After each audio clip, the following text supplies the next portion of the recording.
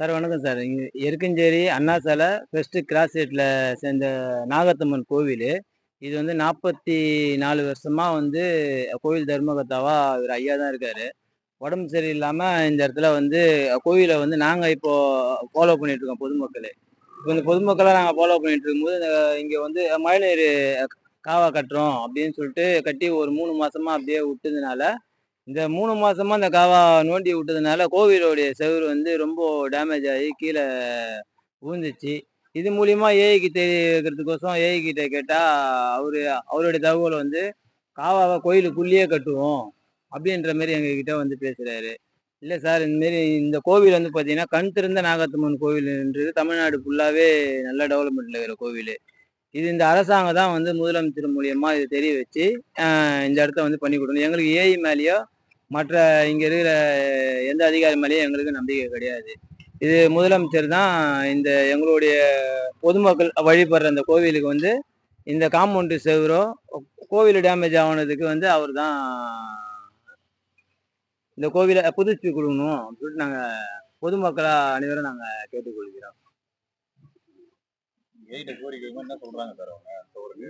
Sir, நாங்க AI கிட்ட கேட்கும்போது, அவரு வந்து இந்த காவா, அந்த கோவிலு வேலிலாம் எடுக்க சொல்ல அவர் சொல்றாரு, "காவாவ கோயிலுக்குள்ளேயே கட்டுவேன். கோவிலு நிர்வாகிகிட்ட பர்மிஷன் வாங்கணும்னு எனக்கு அவசியமே கிடையாதுன்னு" என்கிட்டயே சொல்றாரு. என்கிட்டயே ஜேசிபி வண்டியெல்லாம் வச்சுக்கின்னு நாங்க சொல்றோம், "சார், உங்களுக்கு நீங்க ஒரு அதிகாரி, நாங்க சப்போர்ட் பண்றோம். உங்களுக்கு எந்த மாரி பண்ணி தரணும்னு சொல்லுங்க. மரம்லாம் கொஞ்சம் உங்களுக்கு டிஸ்டர்பன்ஸா இருக்குன்னா, அத நாங்களே கோவில் சார்பா நாங்க எடுத்து தரோம்ன்னு" கேட்கும்போது, அப்ப ஏஐ என்கிட்ட சொல்ற ஒரே வார்த்தை என்னன்னா, "உங்ககிட்ட நாங்க பர்மிஷன் வாங்கணுன்ற அவசியமே கிடையாதுன்னு" சொல்றாங்க.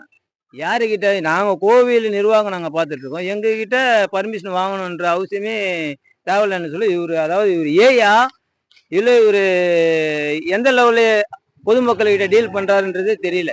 ஏன்னா பொதுமக்கள்கிட்ட இப்படிதான் டீல் எங்ககிட்ட ஒரு கோவில் நிர்வாகிகிட்ட பர்மிஷன் வாங்கணுன்ற அவசியம் இல்லைன்னு சொல்லும்போது, அப்போ இந்த கோவிலுங்கலாம் எப்படி பராமரிக்கிறதுன்ற ஒரு ஐடியாவே இல்ல. ஒரு டீசென்ட்டான பேச்சே கிடையாது. அவர் பேசுற ஒரே பேச்சு என்னன்னா, இந்த பேச்சு தான். கோவிலுங்க, அதாவது கோவிலுக்கு சார் நிர்வாகி எங்ககிட்ட சொல்லுங்க, நாங்க ரிமூவ் பண்ணி தரோம்ன்னு சொல்ல ஒரே வார்த்தை. அப்ப அவர் கேட்கிறது, நாங்க வந்து கோவிலு உங்ககிட்ட நாங்க பர்மிஷன் வாங்கணும் அவசியம் இல்லைன்றாரு.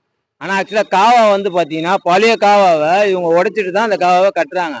அப்போ அந்த உடைச்சிட்டு அந்த காவாவ கட்டும்போது, புதுசா காவான்னோன்னா கோவில் டேமேஜ் ஆவாது. ஆல்ரெடி பழைய காவாவ உடைக்கும்போது, கோவில் இருக்கிற செவுரு கிவுரு எல்லாமே அந்த இடிக்கும்போது, எல்லாம் அதிர்வுல கீழ விழுது.